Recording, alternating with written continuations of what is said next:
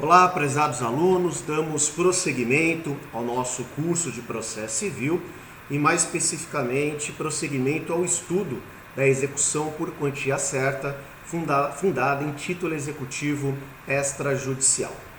Nas aulas anteriores, nas nossas duas últimas aulas, nós já não só apresentamos o que é execução, no que consiste a execução por quantia certa, no que consiste o título executivo extrajudicial, analisamos os requisitos gerais e requisitos específicos da petição inicial da ação de execução por quantia certa, fundada em título executivo extrajudicial. Vimos na nossa aula anterior como é que funciona o despacho inicial, vimos qual é o prazo para que voluntariamente o executado possa proceder ao pagamento do valor executado.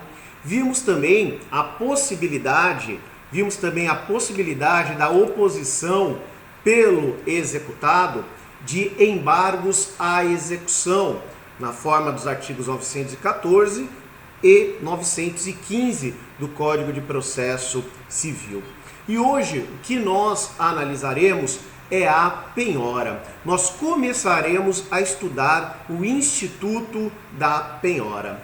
Em específico, na aula de hoje, o nosso papel será conceituar o que é penhora, apontar quais são os bens que são tidos como impenhoráveis e também vamos verificar a existência de uma ordem de preferência de penhora.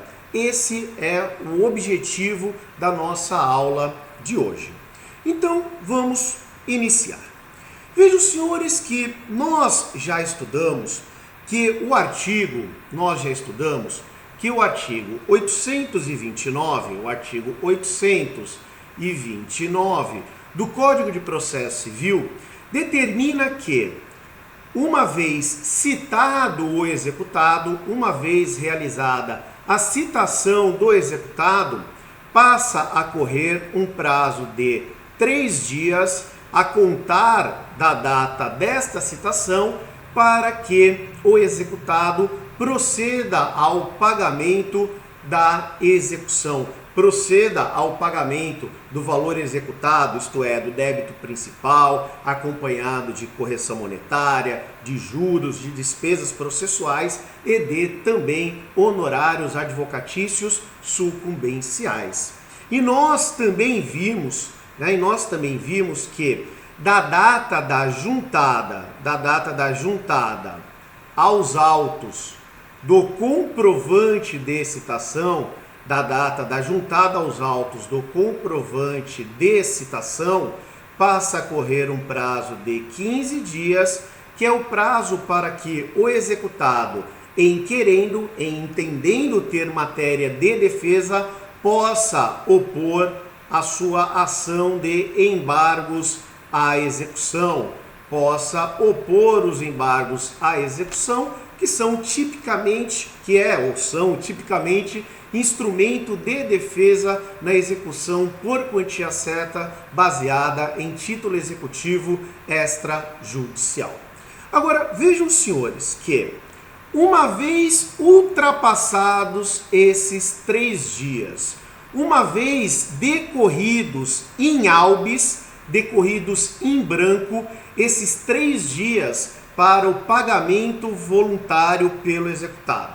Então, o executado deixou com que esse prazo de 3 dias transcorresse sem que ele promovesse ao pagamento da execução. O que naturalmente ocorrerá? Ocorrerá a penhora de bens. Será realizada a penhora de bens do executado. Então, uma vez ultrapassado o prazo para pagamento voluntário da execução, prazo esse que é de 3 dias a contar da citação, na forma do artigo 829 do Código de Processo Civil, vai-se proceder à penhora de tantos bens quanto bastem para que seja suprido o valor a ser pago ao exequente. Bom, vejam, nós temos que contextualizar essa penhora, temos que contextualizar esse instituto da penhora. Nós já falamos que no processo de execução nós teremos uma imposição do pagamento pelo executado, seja através de coerção, isto é, a aplicação, por exemplo, de multa diária pelo descumprimento da obrigação, ou então essa obrigatoriedade, essa coerção, ela é realizada através da chamada subrogação. Na subrogação, o que o Estado faz? O que o órgão do Poder Judiciário, representando o Estado, faz? Assume o papel do executado, pegando um bem desse executado, penhorando esse bem, fazendo com que esse bem, depois de penhorado, seja alienado, seja transformado em dinheiro, ou seja, entregue ao exequente para que seja quitado o valor da execução. Então, isso é o que nós chamamos de expropriação. Quando a execução ela é realizada por subrogação, o que nós vamos ter é a expropriação de bens do executado. Isto é, o executado terá bem ou bens penhorados, bens esses que serão penhorados, e depois poderá ocorrer uma figura denominada adjudicação. Então, uma vez realizada a penhora, o que pode acontecer? Pode ocorrer a chamada adjudicação.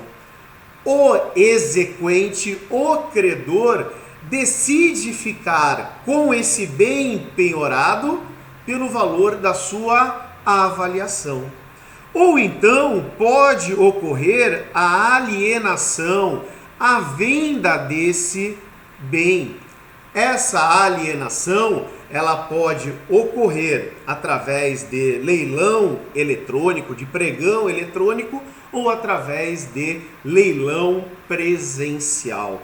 Então, esta é a tendência de ocorrência em termos de expropriação de bens no processo de execução.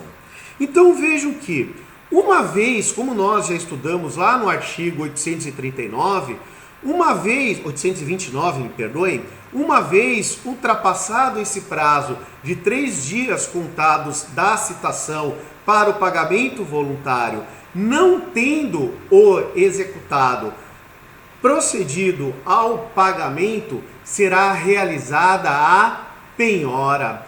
A penhora é, na realidade, a primeira fase do procedimento de expropriação. Isto é, haverá, num primeiro momento, a constrição de um ou de alguns bens do executado, do devedor. Isto é, em regra, um oficial de justiça, há exceções, mas em regra, um oficial de justiça vai proceder à penhora de um bem do executado. Vai fazer com que ocorra a chamada constrição. Isto é, através do ato de penhora, esse bem penhorado, ele não poderá ser objeto de alienação, nem de oneração pelo seu titular, que no caso é o executado. A partir do momento em que o bem é penhorado, ele já fica destacado para fazer frente ao pagamento de uma execução. Por isso que, classicamente, nós conceituamos a penhora como sendo a primeira fase do procedimento de expropriação, isto é, do procedimento de perda do bem pelo executado em razão de uma execução, em que a penhora retira um objeto, que é o objeto penhorado, retira esse objeto do patrimônio do devedor para satisfazer a obrigação do credor.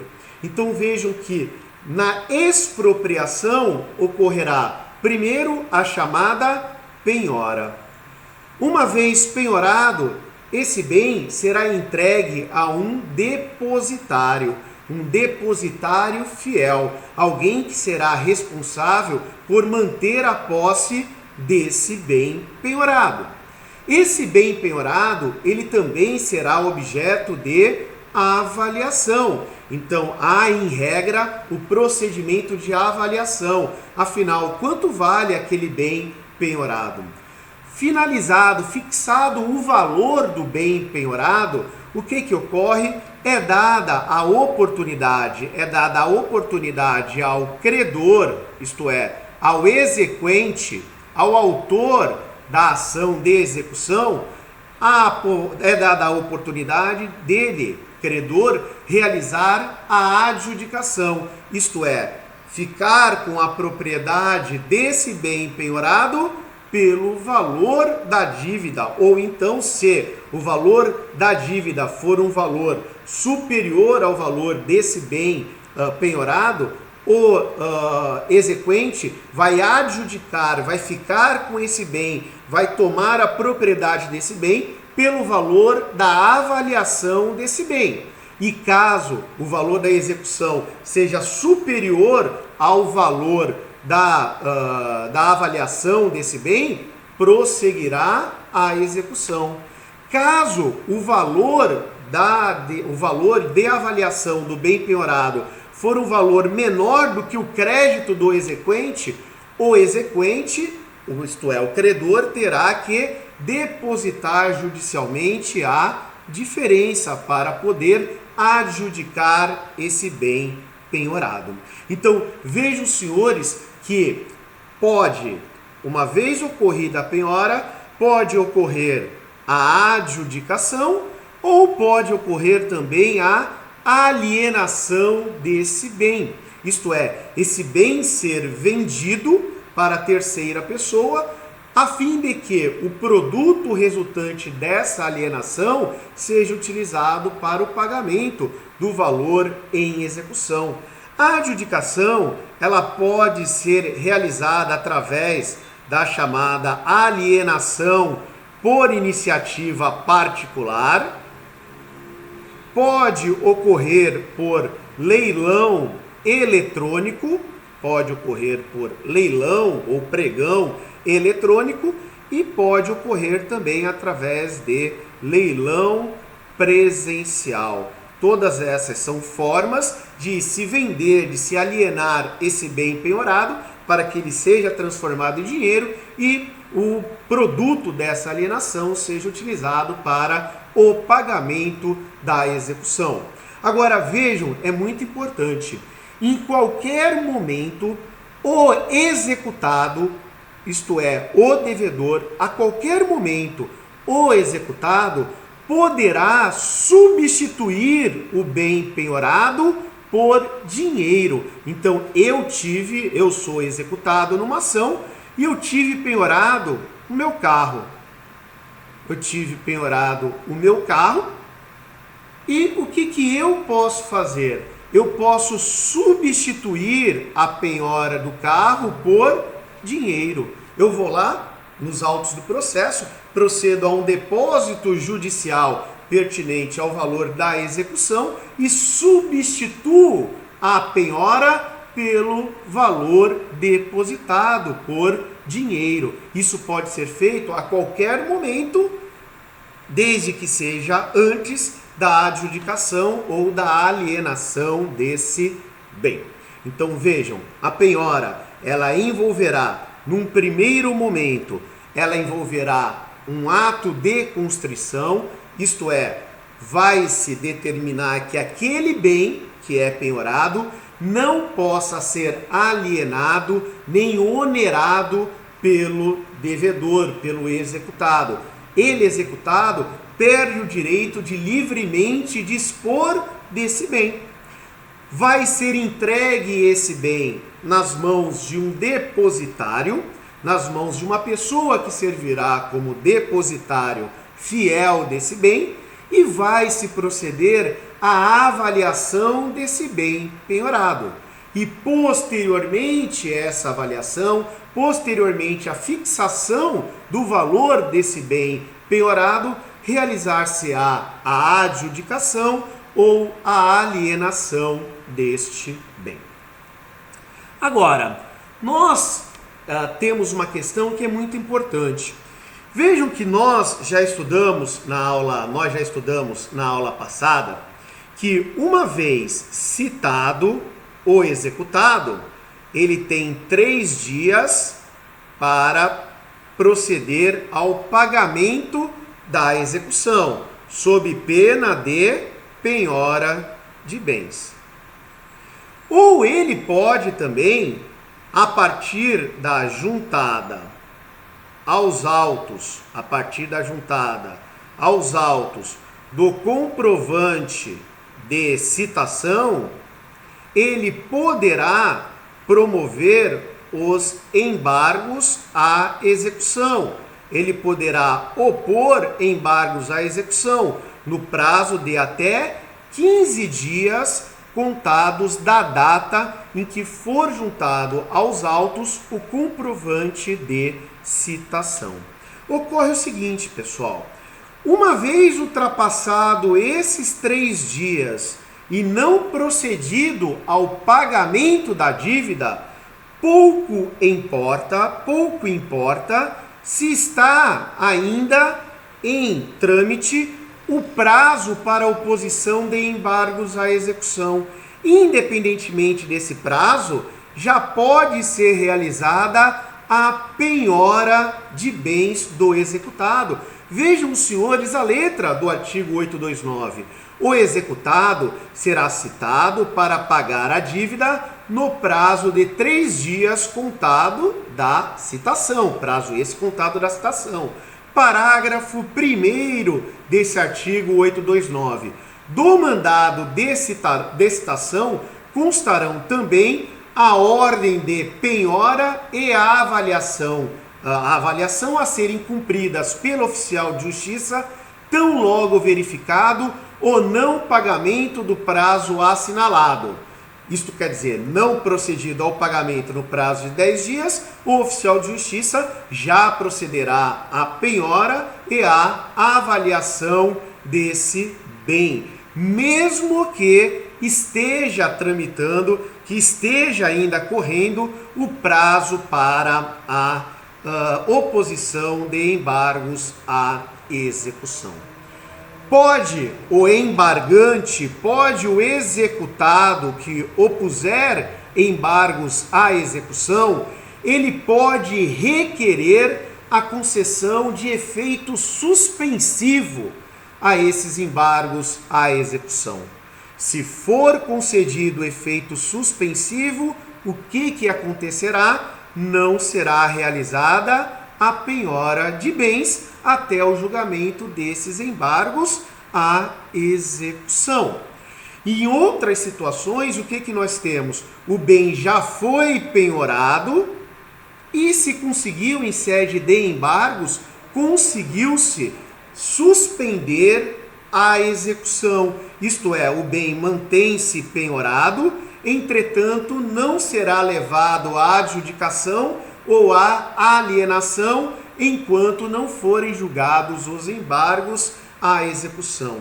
Ah, Denis, mas o que eu quero é o seguinte: eu não quero perder bem nenhum meu, eu não quero perder nenhum bem, eu não quero que nenhum bem meu seja penhorado, mas eu quero embargar a execução, porque esse título executivo tem um vício muito forte, um vício efetivo que gera sua inexigibilidade. Mas eu vou opor embargos à execução, mas a mera oposição dos embargos à execução não vai impedir a penhora de bens meus. O que eu posso fazer? Eu posso depositar o valor da execução para garantir a execução. Eu não estou pagando a execução, eu estou depositando o valor referente à execução nos autos do processo para que não seja penhorado nenhum bem meu e fazer com que eu possa embargar a execução sem a preocupação de ter um bem penhorado e alienado a terceiro. Então, eu executado, eu posso garantir a execução através de depósito em dinheiro para posteriormente, sem ter o risco de ter bens penhorados, eu poder embargar a execução dentro do prazo legal. Nós vamos verificar também, no fim da nossa aula de hoje, que há a possibilidade também de se promover o chamado seguro fiança, né, com o objetivo de garantir essa execução, ou promover-se uma fiança para garantir a execução, afastando a possibilidade de serem penhorados bens do executado e o executado poder embargar a execução sem ter a preocupação de que um bem seu já tenha sido penhorado e que esteja sendo levado à alienação, à transferência a uma terceira pessoa. Então, já vimos que não pago o valor da execução,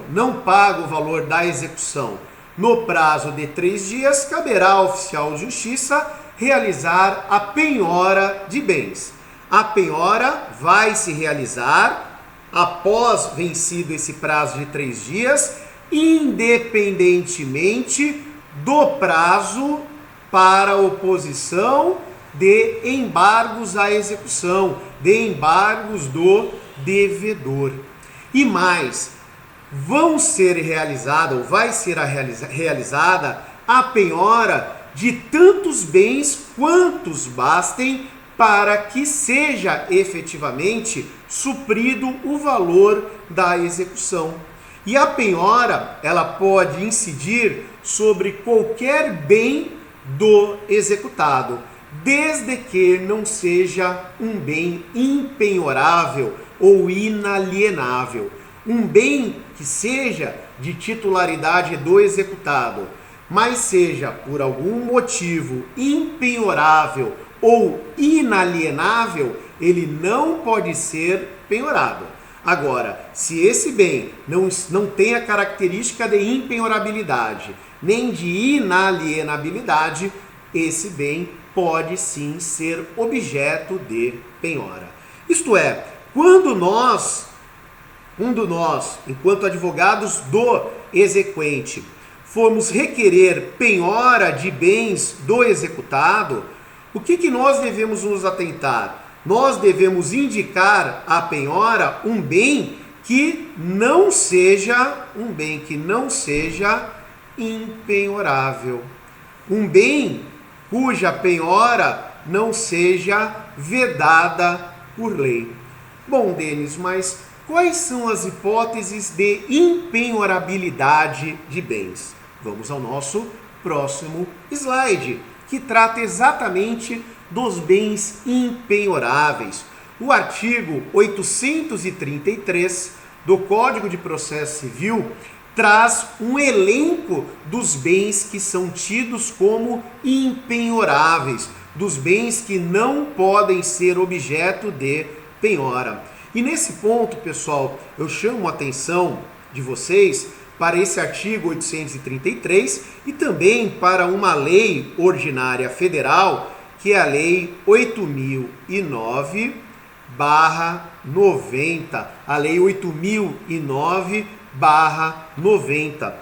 Tanto o artigo 833 do CPC quanto a Lei 8.009 tratam de bens que são tidos como impenhoráveis. Então vamos iniciar o estudo dos bens impenhoráveis pelo artigo 833 do Código de Processo Civil. Então, consta lá do caput. São impenhoráveis, inciso 1º, os bens inalienáveis e os declarados por ato voluntário não sujeitos à execução. Por exemplo, bens que são tidos como bens inalienáveis. Imaginem os senhores bens públicos que se caracterizem como bens de uso comum do povo ou que seja um bem afetado a uma destinação, isto é, que seja um bem público de uso especial. Então, se nós tivermos numa determinada situação um bem público que seja um bem de uso comum do povo, ou então um bem que tenha uso especial, que está afetado para um uso especial, esse bem público ele é tido como inalienável. E sendo inalienável, ele também é impenhorável. Ele não pode ser penhorado. Por quê? Porque ele é inalienável. Esse exemplo do bem público de uso comum do povo ou de uso especial é um exemplo bastante clássico de bem inalienável. Ah, mas também, Denis, consta do inciso 1º do artigo 833 que são impenhoráveis os bens declarados por ato voluntário como não sujeitos à execução. Qual é o exemplo clássico aqui? O exemplo clássico é a cláusula testamentária de inalienabilidade. Então, eu em testamento deixo, quando da minha morte, deixo para pós-mortem um bem para uma determinada pessoa. Entretanto, eu já no próprio testamento já especifico que este bem será inalienável, isto é, aquele legatário, aquele que receber esse bem que foi objeto de testamento com cláusula de inalienabilidade, esse legatário, esse herdeiro legatário não poderá alienar esse bem. Por quê? Porque ele passou a ter a característica de inalienabilidade em razão da fixação dessa característica em cláusula testamentária. Então isso é bastante importante de sabermos. Para por aqui o elenco de bens impenhoráveis de forma alguma. Vejam, senhores, que os móveis, os pertences, as utilidades domésticas que guarnecem a residência do executado são impenhoráveis, salvo aqueles móveis, aqueles pertences, aquelas utilidades públicas, aquelas utilidades domésticas que sejam de elevado valor ou que ultrapassem as necessidades comuns correspondentes a um médio padrão de vida. Bom, Denis, mas que situações são essas de bens tidos como de alto valor, que são móveis, pertences ou utilidades domésticas contidas na residência do executado e que são considerados de alto valor ou que ultrapassem as necessidades comuns correspondentes a um médio padrão de vida? Vai se ter que analisar caso a caso, de acordo com a razoabilidade, de acordo com o bom senso, se aquele bem é tido como um bem de elevado valor. Vejam que aqui a gente tem uma cláusula geral, o Código de Processo Civil não especifica qual é esse elevado valor e nem especifica quais seriam as necessidades comuns que, em sendo ultrapassadas, podem gerar a penhora desse bem.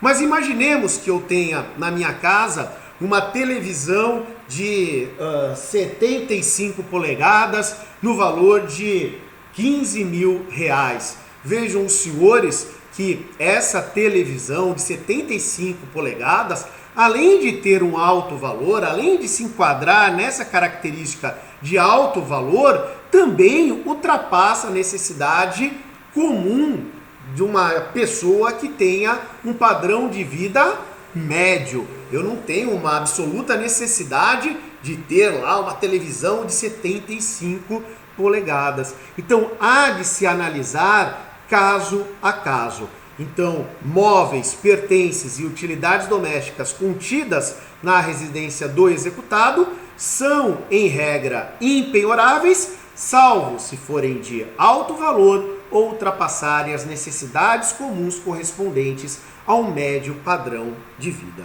E eu preciso também, pessoal, nesse ponto, chamar a atenção dos senhores para a Lei 8.009/90. Essa Lei 8.009 cria a regra no sentido de que o imóvel residencial do casal ou da entidade familiar que é utilizado como moradia pela família, esse imóvel próprio do casal ou dos companheiros ou de qualquer ordem de entidade familiar, que seja utilizado, esse imóvel seja utilizado para a residência da família, em regra, esse bem não pode ser penhorado. Esse imóvel não pode ser penhorável. Ele é um imóvel impenhorável nos termos da Lei 8.009/90. Entretanto, o artigo 3º da Lei 8.009/90 cria exceções, traz um rol de exceções. Então é importante que vocês tenham acesso a esse artigo 3º da Lei 8.009, que tem a seguinte redação: a impenhorabilidade desse bem que é utilizado como local de residência da família e é de propriedade do casal ou da entidade familiar. Então esse bem é impenhorável. E essa impenhorabilidade é oponível em qualquer processo de execução civil, fiscal, previdenciária, trabalhista ou de qualquer outra natureza, salvo se movido, se essa execução tiver como origem créditos de trabalhadores da própria residência e também créditos referentes às contribuições previdenciárias dos trabalhadores desta residência. Então, para pagamento de dívidas trabalhistas com os trabalhadores que atuavam nesse imóvel, ou para pagar contribuição previdenciária desses decorrentes do pagamento de remuneração a esses trabalhadores que atuaram no imóvel, pode sim esse bem ser penhorado. Pode sim esse bem penhorado ser penhorado pelo titular de crédito decorrente de financiamento destinado à construção ou à aquisição do imóvel. Então, se eu adquirir um financiamento para adquirir o imóvel, para construir esse imóvel, e eu não pago esses valores financiados, pode sim uma execução fundada na dívida decorrente desse financiamento pode gerar sim a penhora desse bem onde mora a família. Pelo credor de pensão alimentícia, se a execução for de pensão alimentícia, esse imóvel pode sim ser penhorado. Para cobrança de impostos, taxas e contribuições relacionadas ao próprio imóvel da família. Então, execução fiscal relacionada à IPTU desse imóvel. A execução fiscal pode sim resultar na penhora desse único bem ou desse bem da família que é utilizada como residência da família. E também, pessoal, nas situações em que o dono do imóvel ele assume a função de fiador em contrato de locação. Então, quando o titular desse imóvel, que é tido como bem de família, ele atua como fiador num contrato de locação de imóvel, esse bem pode ser penhorado. Hoje em dia, o Supremo Tribunal Federal vem construindo uma jurisprudência no sentido de que, se a locação for uma locação comercial, empresarial, isto é, não for uma locação residencial, se for uma locação não residencial, o fiador não poderá ter o imóvel onde ele mora com a sua família penhorado para o pagamento dessa dívida locatícia. Agora, se for contrato residencial, esse bem pode ser penhorado e aí o Supremo Tribunal Federal não tem nenhuma jurisprudência contrária a essa regra. Também são tidos como impenhoráveis os vestuários, bem como pertences de uso pessoal do executado, salvo ser de elevado valor. Então, em regra, as minhas roupas, uma correntinha minha, algo que seja do meu uso pessoal enquanto executado, não poderá ser penhorado. São bens impenhoráveis, salvo se forem de elevado valor. Vai ter que se analisar caso a caso. Também, pessoal, remuneração, o inciso 4, trata da impenhorabilidade da remuneração. Então vejam, são impenhoráveis, segundo o inciso 4, os vencimentos, os subsídios, os soldos, os salários, as remunerações, os proventos de aposentadoria, as pensões, os pecúlios, os montepios, bem como as quantias recebidas por liberalidade de terceiro e destinadas ao sustento do devedor e de sua família, bem como os ganhos do trabalhador autônomo. Em suma, pessoal, a remuneração do trabalhador. Quando se fala em subsídio, normalmente está se falando da remuneração do servidor público. Quando se fala em soldo, normalmente está se referindo à remuneração recebida pelos militares, né? Pecúlios e montepios e pensões, nós estamos nos referindo a benefícios previdenciários, né? Então vejam, a remuneração que eu recebo fruto do meu trabalho ou fruto de uma previdência social não pode ser objeto de penhora, assim como eventuais valores que eu receba por mera liberalidade de terceiro para sustentar a minha família, alguém que realiza a doação de um valor para que eu possa sustentar a minha família. Esse bem também não pode ser penhorado. Só que nesse caso, pessoal, ressalvada a hipótese do parágrafo 2º desse mesmo artigo 833. Esse parágrafo 2º, como a gente vai ver um pouquinho mais para frente, esse parágrafo 2º, ele trata de situações de pensão alimentícia. Então, para fins de pagamento de pensão alimentícia, o salário, a remuneração do indivíduo pode sim ser penhorado. E também, pessoal, nas situações de execução de valores superiores, de valores maiores do que 50 salários mínimos. Então, dívidas que sejam de valor superior a 50 salários mínimos podem sim gerar a penhora de remuneração, de benefício previdenciário, de salário. Execução em razão do não pagamento de pensão alimentícia também pode provocar a penhora dessa remuneração, pessoal. Então isso tem que ficar bastante claro, tá? Essas são as duas exceções que nós encontraremos no parágrafo 2º do artigo 833. Continuamos.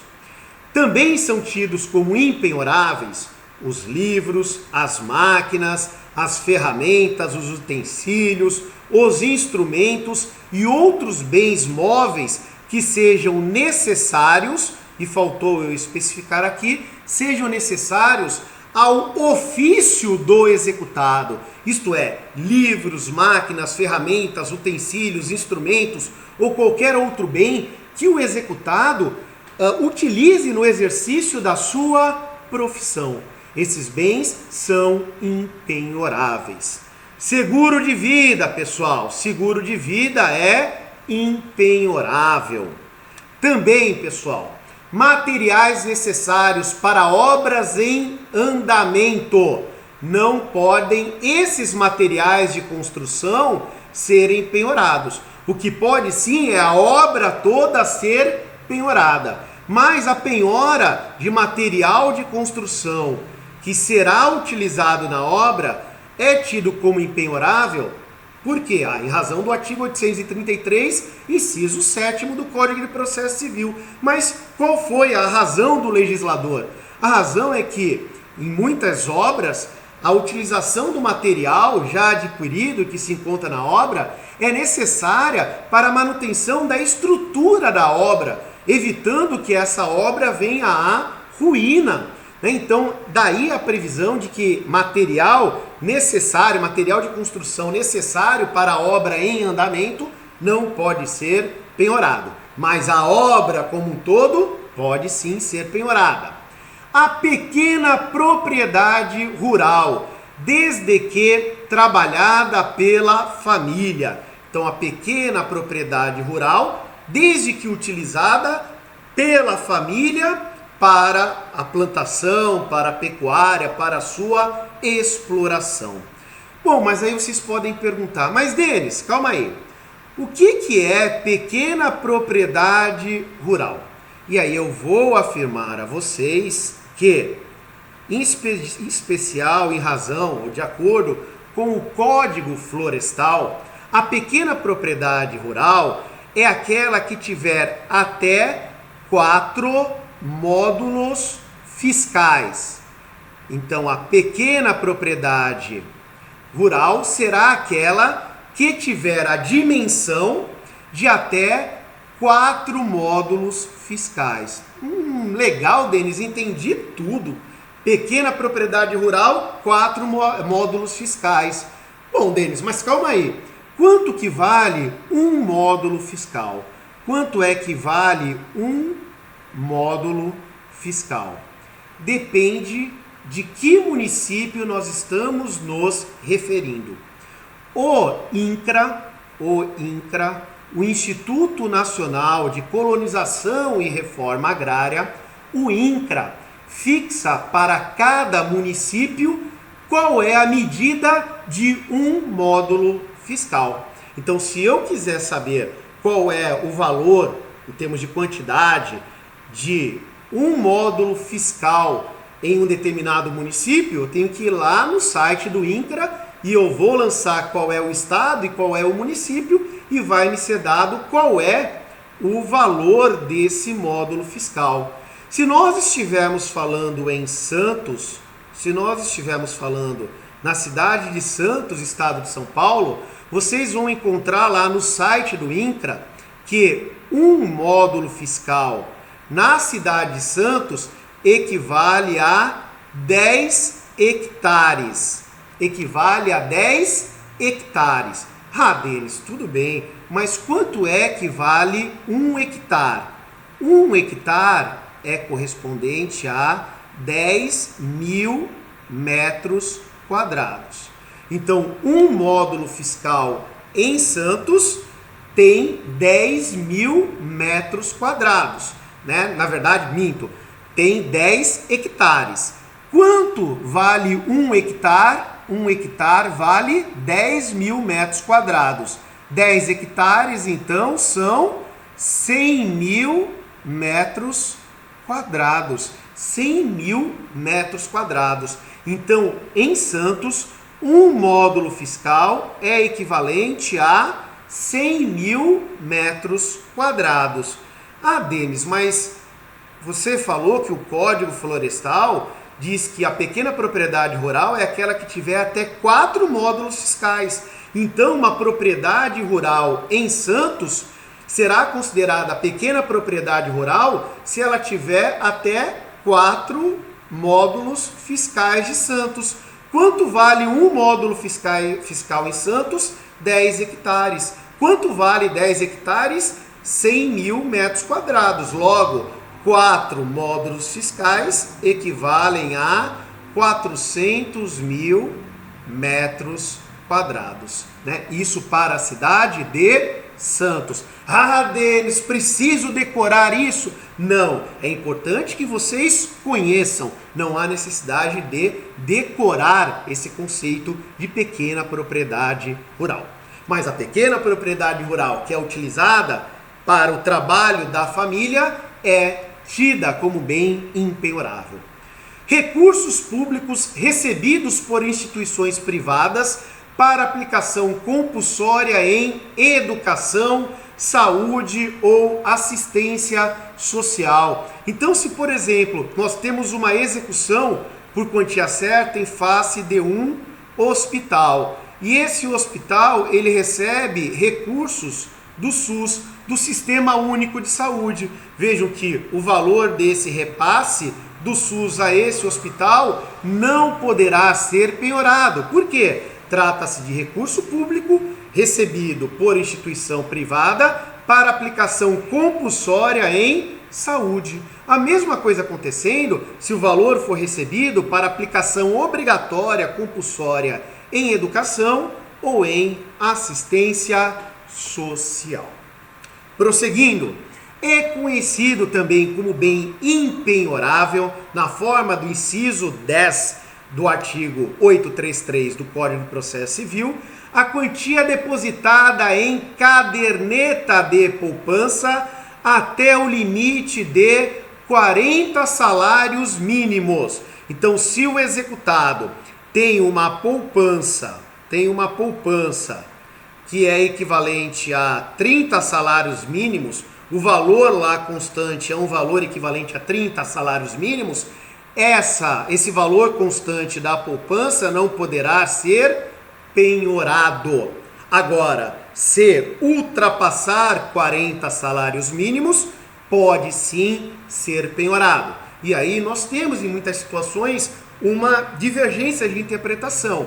Há quem entenda que ultrapassou 40 salários mínimos o valor contido na caderneta de poupança, pode todo ele ser penhorado. Outros entendem que só pode ser penhorado aquilo que extrapolar 40 salários mínimos. E olha que eles não perdem a oportunidade de se garantir, pessoal. Vejam, senhores, no inciso 11 também são impenhoráveis os recursos públicos do fundo partidário recebidos por partido político. Então não vá querer penhorar fundo partidário, que você não vai conseguir fazê-lo em razão do inciso 11 do artigo 833 do Código de Processo Civil. Também, inciso 12, são impenhoráveis os créditos oriundos de alienação de unidades imobiliárias sob o regime de incorporação imobiliária vinculados à execução da obra. Então, vejam, senhores, que as unidades imobiliárias que foram resultantes de uma incorporação imobiliária, enquanto mantiverem essa condição, não poderão ser objeto de penhora, são impenhoráveis. E vejam, pessoal, é muito importante nós conhecermos o parágrafo 1º do artigo 833, que determina o seguinte: a impenhorabilidade não é oponível à execução da dívida relativa ao próprio bem, inclusive aquela contraída para a sua aquisição. Então vejam, senhores, que se eu compro um carro por 30 mil reais, paguei 10 e fiquei devendo 20, eu posso, em razão da execução dessa dívida de 20 mil reais que foi adquirida quando eu adquiri esse carro, vejam que em razão dessa execução, desse bem, desse valor executado, está relacionado à aquisição do bem X, esse bem X poderá sim ser penhorado. Senão seria uma beleza, né? Eu ia lá, adquiria uma Lamborghini, né? Comprava em 10 em 10, né? Quem sou eu? Em 100 parcelas, pagaria a primeira parcela de entrada, não pagaria as demais, e se viessem penhorar, eu falaria, não pode penhorar, esse é um bem de uso pessoal meu. Ora, mas vai ser penhorado em razão de eu não ter cumprido o preço daquele bem, daquele próprio bem da Lamborghini, e aí vai poder ser sim penhorada. Vejam, pessoal, algo que nós temos que mais uma vez deixar claro a vocês. Tanto na hipótese do inciso, tanto na hipótese do inciso 4º, tanto na hipótese do inciso 4º do artigo 833, isto é, a impenhorabilidade de salário e de remuneração, quanto na hipótese do inciso 10, isto é, a impenhorabilidade da caderneta de poupança, do valor contido em caderneta de poupança até 40 salários mínimos, essas duas hipóteses, elas trazem exceção. Vejam, o disposto nos incisos 4 e 10, inciso 4, impenhorabilidade do salário, da remuneração, dos benefícios previdenciários. Inciso 10, impenhorabilidade da caderneta de poupança, cujo valor for de até 40 salários mínimos. Esta impenhorabilidade dessas duas hipóteses não se aplicará quando se tratar de execução de pensão alimentícia, isto é, para pagamento de prestação alimentícia, e pouco importa qual é o valor dessa obrigação alimentícia, e também essas impenhorabilidades, essas hipóteses de impenhorabilidade não podem, não vigem, não têm vigência nas situações em que a execução tiver um valor superior a 50 salários mínimos mensais, isto é, obrigações que tenham um valor excedente a 50 salários mínimos mensais, né? Então vejam os senhores que se eu tenho uma remuneração superior a 50 salários mínimos mensais, vejam que poderá sim ser penhorada essa minha remuneração para o pagamento de uma execução, Por quê? Porque no caso o valor da minha remuneração excede 50 salários mínimos mensais. Há aqui também duas interpretações. Há quem interprete que importâncias excedentes a 50 salários mínimos mensais refere-se à remuneração, ao salário, ao montepio, à pensão, ao soldo. E há também quem defenda, quem interprete esse dispositivo, entendendo esses 50 salários mínimos mensais como sendo a obrigação executada, que está sendo objeto de execução. Mas quer me parecer que quando se fala em 50 salários mínimos mensais, está se referindo a valor recebido pelo executado mensalmente. Isto é, remuneração, benefício previdenciário, soldo, subsídio se for servidor público, né? Então a gente tem essa divergência de interpretação e a jurisprudência vem sendo construída, mas quer me parecer bastante claro, pelo menos para mim, que aqui a referência é ao valor da remuneração lá do inciso 4º e não do valor da obrigação executada. Mas, pessoal, sempre que esses valores de salários, se eles forem penhorados, nunca eles podem ultrapassar o valor descontado do salário do indivíduo, inclusive em sede de penhora, não pode ultrapassar a 50% dos ganhos líquidos mensais do executado, né? Então, nessas situações do parágrafo 2º, prestação alimentícia, execução de prestação alimentícia e execução quando o valor da remuneração for superior a 50 salários mínimos mensais, o valor da penhora não pode exceder a 50% dos ganhos líquidos mensais desse executado. Então, vejam, senhores, como que uma redação, às vezes muito ampla, acaba gerando aí uma pluralidade de interpretações. Então, nós ficamos por aqui na aula de hoje em relação ao estudo da penhora, e na nossa próxima aula nós passaremos a estudar a ordem de preferência de penhora e também como é realizado efetivamente o procedimento, como é praticada a penhora, qual é o conjunto de atos que configuram a denominada penhora. Muito obrigado pela atenção de vocês e até a nossa próxima aula.